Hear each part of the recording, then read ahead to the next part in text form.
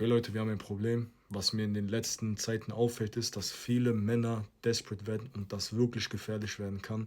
Was meine ich mit desperate? Viele Männer kriegen so wenig weibliche Anziehung, dass die wirklich anfangen, desperate zu werden. Was meine ich damit? Die verlieren komplette Hoffnung, die geben komplett auf und fangen an, Methoden auszuprobieren, werfen mit Sachen um sich rum, die kannst du dir selber nicht erklären. Das ist wirklich, wenn ihr Jungs kennt, die desperate sind, das ist wirklich die Vorstufe von einem Kriminellen, also wenn ihr wisst, was ich meine. Und desperate sein ist nicht schlimm an sich. Und deswegen bin ich auch hier, Bro. Falls du Hilfe brauchst, falls du wirklich ein Problem damit hast, falls du diese Züge in die siehst und denkst, okay, Bruder, ich bin desperate, ich habe keine Hoffnung, keine Frau will mich, was auch immer. Komplett kostenlos kannst du im Link in meiner Insta-Bio einen Call mit mir buchen. Wir telefonieren. Komplett kostenlos. All deine Probleme höre ich mir an, all deine Fragen beantworte ich dir. Wenn du das auf TikTok siehst, schreib mir eine DM, ich bin da. Du musst so nicht weiterleben.